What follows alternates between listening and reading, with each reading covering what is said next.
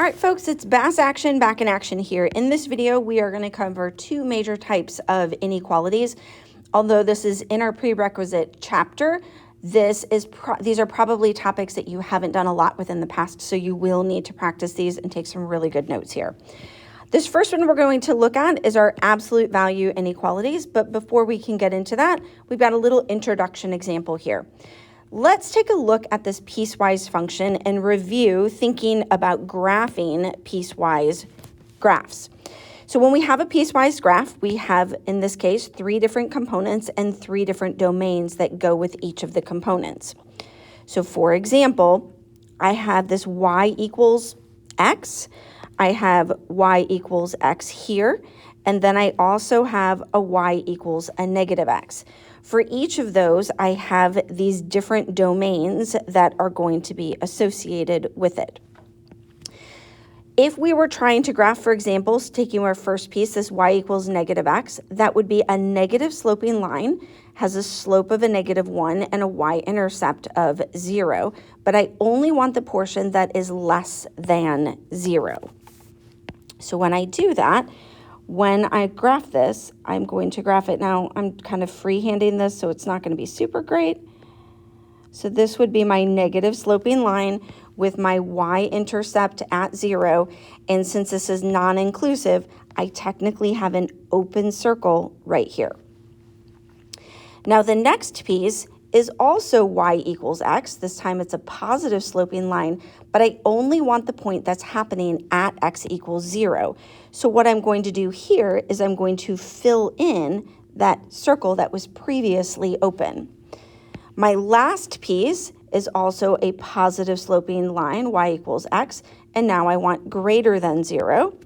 It also would have an open right here, but it's already been filled in with that red dot. And then I would have this portion. Now, what we want you to notice on this when we graph this is that this graph is an absolute value graph. This is actually the definition of absolute value in mathematical terms. In words, the absolute value of a number is its distance from 0. So since distance is always positive, that's why these values over here are positive values, because we are always measuring a distance from 0. So no matter where we are, it needs to be something positive. Now, when we get down here to solve these absolute value inequalities, we have an important little mnemonic that we want to use to keep track of these. The little mnemonic that we're going to use is going to be go LA.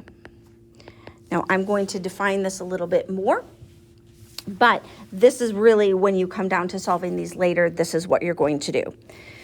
On this first one, we can see that our variable's on the left and we have this greater than. What we want to know and remember is that if the absolute value of something, I'm going to call it u, if the absolute value of some variable u is greater than, I'm going to call it a, different variable, then what's going to happen is that u is going to be greater than a, or, key word there, u is going to be less than negative a.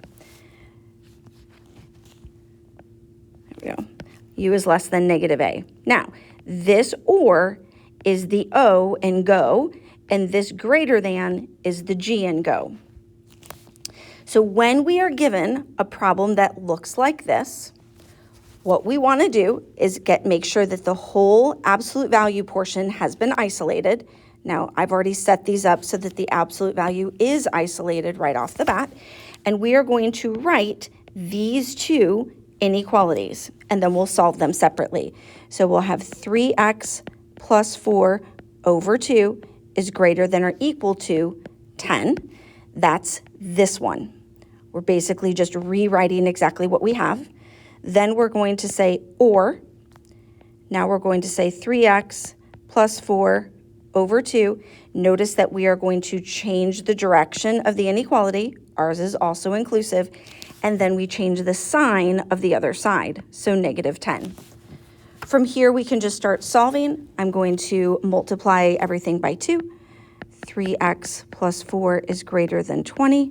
Keep going. 3x is greater than 16. X is greater than 16 over 3. Quickly going through this one, 3x plus 4 is less than or equal to negative 20. 3x is less than or equal to a negative 24. X is less than or equal to a negative 8. Now, we're going to make a quick little number line here. We don't need to put all of our numbers, they just need to have our two values in appropriate order. So negative 8 and 16/3. On this one, I want my 16/3, I want it to be greater than or equal to 16/3. I want it to be less than or equal to negative 8. So our final answer in interval notation, which is how we are going to write these, our final answer in interval notation will be negative infinity to negative 8, bracket, union, bracket, 16/3 to positive infinity. This is our final answer here in that interval notation. Now, let's take a look at our other one. We're going to write a similar definition on this one before we jump into the actual math. So we're going to say if, oops, didn't mean to do that. Let's get rid of that. Okay. So we're going to say if the absolute value of some expression is less than a, then negative a will be less than u, which will be less than a. Now, I don't actually like writing it in this form when I'm solving, so I'm going to break this apart into the two separate inequalities for my solving purposes. Now this one, what we do want to notice is that we want to isolate the absolute value before we do anything else.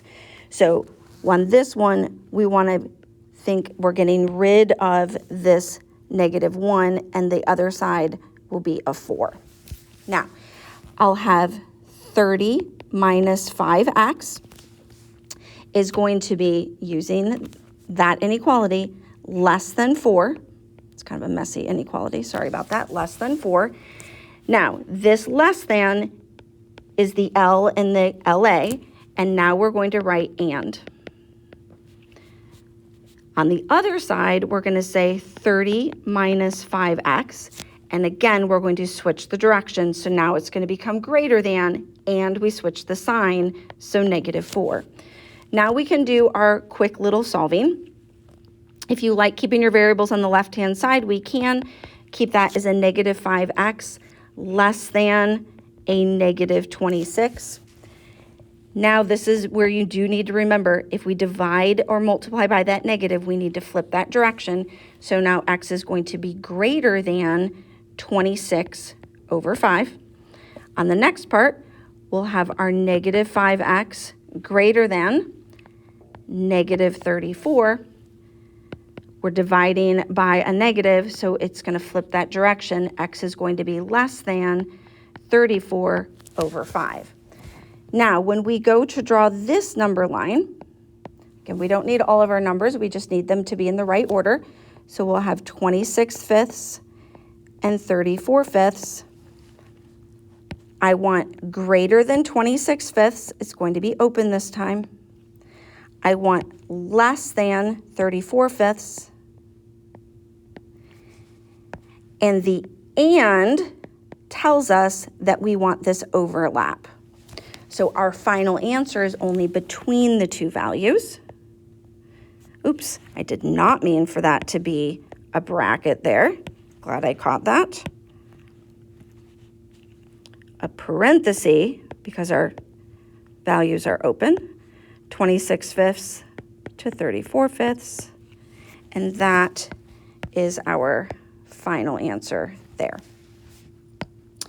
Now, the last part that we're going to do on this is our quadratic inequalities.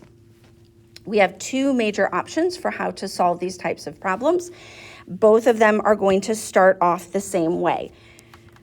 Since we've got a quadratic here, we do need to get this set up to factor this quadratic. So we're going to move everything to one side. I'm going to move to the left because that is where I have the most or the highest value for my quadratics. So when I move everything to the left, that's going to give me an x squared minus a 4x minus a 12 is going to be greater than 0. I'm going to factor this now. That's going to be an x minus a 6, x plus 2, greater than 0. So my x-intercepts are at 6 and negative 2. Now, the first option, and some students really like this option, the first option is to test intervals using the x-intercepts. So we're going to make a number line. We're going to put our numbers on our number line, negative 2 and 6. Since my inequality is non-inclusive here, I'm going to make these open circles. And then I'm going to test each of the 3 intervals on my number line.